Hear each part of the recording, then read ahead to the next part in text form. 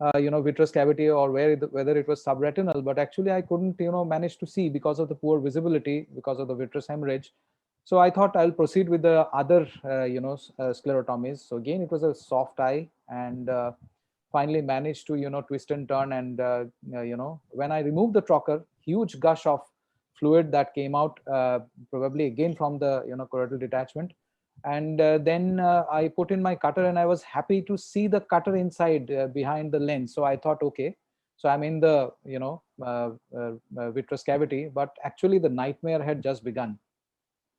So I took up the endo illuminator and I put it inside, and I felt really scared. I had no idea about where I was, whether the endo illuminator was in the vitreous cavity or subretinal, whether there was vitreous hemorrhage with detachment here also. And I almost thought, bhai kahan phas gaya main, and what to do.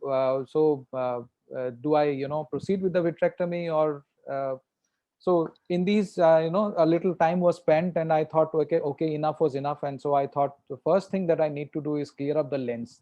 So we did a lensectomy at that point in time, and initially with the cutter, and then some of the chunks actually could not be removed with the cutter, so I enlarged with a 20 gauge MVR, and put in a fragmatome, and took a fragmatome to actually remove the other pieces. But thankfully, the view became much clearer, and I could see the retina in this part at least. And after removing the lens particles or pieces, I could see that there was retinal detachment inferiorly and nasally. And so then I knew, okay, the retina is there, and I could chop off and cut off the vitreous and the vitreous hemorrhage little by little. So started clearing up the peripheral vitreous and the vitreous hemorrhage. And then after a while, I used some triamcinolone acetonide to ensure that there wasn't any vitreous left behind, and then proceeded with base excision quadrant by quadrant. So this actually was followed by retinotomy for draining the subretinal fluid. I didn't use any PFCL in this case for settling the retina. So the retina settled well, in fact, and with fluid air exchange, we could settle the retina. And then, of course, did endo laser, which was done 360-degree, and didn't have a problem with the endo laser. And this is how the retina looked actually finally. And of course, we put in silicone oil. The endozyridectomy was done as it was aphakic, and finally closed the case. And actually, the patient did well. And to my surprise, actually, patient had 636 vision in the 3 weeks post-op. So that's the first case. The second case, this is a 73-year-old lady, mother of a physician, and uncontrolled hypertensive, and PLPR. The ultrasound looked pretty routine, except for something here, looked like a mass to me, actually, and wasn't really picked up well on the ultrasound. So we started off with the vitrectomy, which seemed, sorry for that, I will share my screen again. Uh, just a moment, there's a glitch, I don't know. I'll just share my screen again.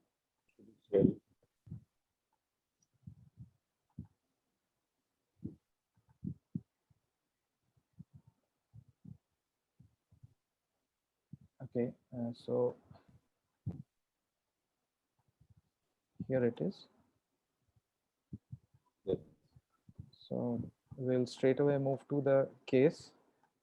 And here actually, so it was a routine kind of a vitrectomy to start with initially. And but when I started clearing up the vitreous, actually, something struck me. There was this area with this lesion here with some pigmentation and some retinal hemorrhage. So once the blood cleared up, I could see a mushroom shaped lesion with some pigmentation, and I started sweating, thinking that this could be a melanoma. And really started wondering what to do, whether to close the case, or do some laser, or what should I do. So finally, after much thinking, actually I started doing laser initially, surrounding the lesion, around the lesion where the hemorrhage I could see.